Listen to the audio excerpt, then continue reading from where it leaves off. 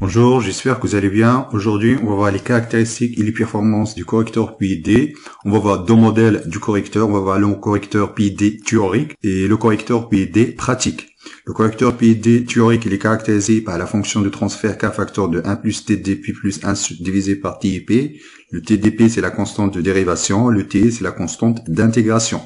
On va passer maintenant à la simplification de cette équation. Donc ça, c'est la simplification de l'équation. Donc on peut voir trois termes. Donc le premier terme, c'est le K. Le deuxième terme, c'est 1 sur TIP. Le troisième terme, c'est celui-là. On pourrait écrire cette équation-là sous forme d'un modèle de second ordre. Du coup, on peut obtenir, voilà, donc ça, c'est l'approximation. Donc ça, c'est le modèle canonique de cette équation-là. On a le TI, c'est 2 états sur oméga 0. On a le TI fois TD, c'est 1 sur oméga 0 au carré. On passe maintenant au diagramme de Bode de cette équation. Donc on distingue la première configuration lorsque zeta est supérieur à 1. Du coup, on va obtenir, donc là qu'on voit ici, on peut subdiviser cette équation-là cette équation de second ordre en deux équations de premier ordre. Là qu'on voit ici, on a 2 zéros. Ici, on a 2 zéros de cette fonction-là, c'est-à-dire on a le moins 1 sur T1 et moins 1 sur T2. Vous trouverez un lien de la description pour le calcul de T1 et T2. On va passer maintenant au tracé du diagramme de Bode de cette équation. On va commencer par le diagramme de Bode de l'intégrateur. 1 sur TIP. Donc ici, on a le 1 sur TI. 1 divisé par TI. Donc là, on a un intégrateur qui est parfait. Donc on a une pente égale moins 1. Moins 20 dB par D4. Ensuite, on va tracer les fonctions de transfert 1 plus T1P, 1 plus T2P. Voilà, ici, on a le 1 sur, donc on a le 1 sur T1 ici. Ensuite, on a le 1 sur T2. 1 sur T1P tend vers T1P lorsque T tend vers l'infini. Du coup, on a une pente ici positive. Voilà, ici. La même chose pour T2. On a une pente qui est positive. Ça, c'est le modèle parfait. Normalement, le modèle réel, donc, ça prend cette forme-là.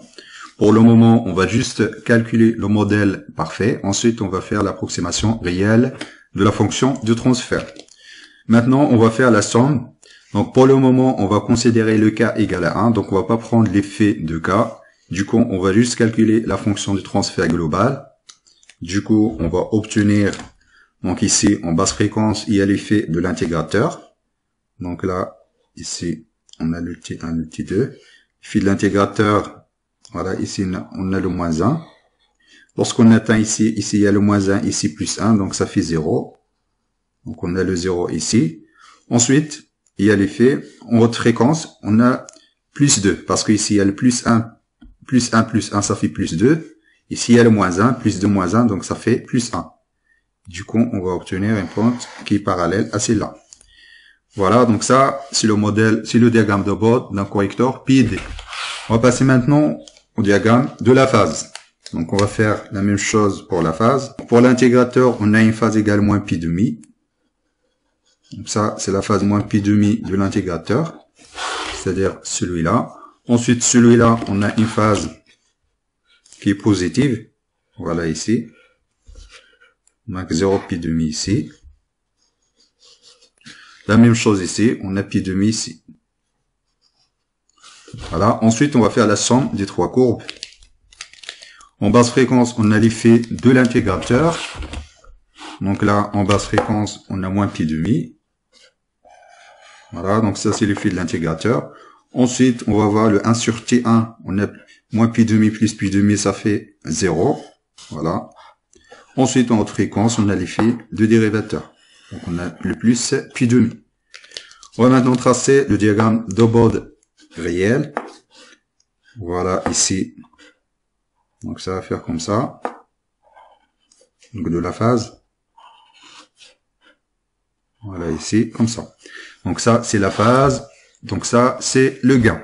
Ce qu'il faut retenir pour le correcteur PID, donc, il y a l'effet de l'intégrateur en basse fréquence. En basse fréquence, on a un intégrateur qui est pur.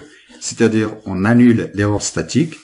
En haute fréquence, il y a l'effet de dérivateur, c'est-à-dire on stabilise le système. Pour le zeta égal à 1, on va obtenir de 0, c'est-à-dire on va obtenir le 1 sur T1 égale 1 sur T2. Qu'est-ce que ça veut dire? Autrement dit, ici, on va, cette marge-là, cette bande passante ici, donc on va le faire ramener vers 1 sur T1, du coup on va obtenir 1 sur T1 égale 1 sur T2, ou bien 1 sur T2 égale 1 sur T1. Du coup, on va obtenir une réponse qui est comme ça. On va descendre, ensuite, on va monter. Du coup, cette bande-là, ça tend vers 0. Du coup, on va descendre ici, on va avoir une pente plus moins 1. Ensuite, on va remonter. La même chose pour la phase, c'est-à-dire cette marge-là, ici. Donc, autrement dit, cette marge-là pour la phase. Donc, ici, on a le 1 sur T1, 1 sur T2. Lorsque zeta égale à 1, donc cette marge-là tend vers 0. Du coup, donc ça referme. Du coup, on va obtenir moins pi demi. Ensuite, on va repasser à plus pi demi. Autrement dit, pour les basses fréquences, on a un intégrateur. Ici, pour les hautes fréquences, on a un dérivateur. En revanche, lorsque zeta est inférieur à 1, donc on a un système qui est résonant. Autrement dit, on doit avoir ici un système de second ordre. On va avoir un dépassement. Qu'est-ce que ça veut dire pour le diagramme de Bode? On va avoir une décroissance ici. On a un système, un intégrateur parfait. Ensuite, on va avoir une petite résonance ici. Puis, on va remonter. Tout à l'heure, il n'y a pas de résonance, c'est-à-dire on a descendu, puis on a remonté. Mais lorsque zeta est inférieur à 1, il doit y avoir une petite résonance ici. Il doit y avoir un dépassement. Puis, on va remonter. Donc, le dépassement, il est beaucoup plus important lorsque zeta tend vers 0.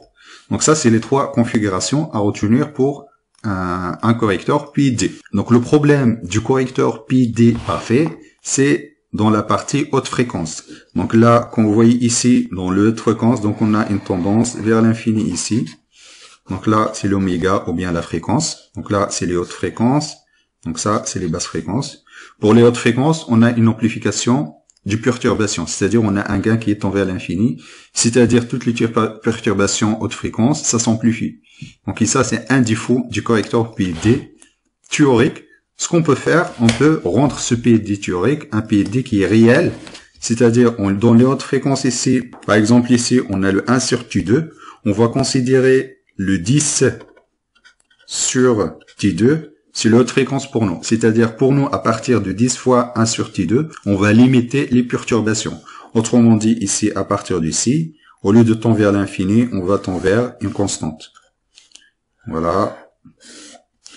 Donc pour obtenir cette allure-là, c'est-à-dire on a un intégrateur, ensuite on a un dérivateur. Dans les hautes fréquences, on doit avoir un plat, donc un plateau, pour limiter les perturbations en haute fréquence. Du coup, ce qu'on va faire, donc on va reprendre cette équation-là. Donc, il suffit de multiplier par une autre fonction de transfert. Donc là, c'est la fonction de transfert d'un correcteur parfait. Donc là, il suffit de multiplier par une fonction de transfert pour avoir un plateau comme ça. Donc, on a une pente qui est plus 1. Donc, il suffit d'avoir un système de premier ordre avec une pente qui est moins 1. Ici. Donc, il suffit d'avoir, par exemple, un système du premier ordre. Dans les basses fréquences, on va avoir un plateau qui est nul.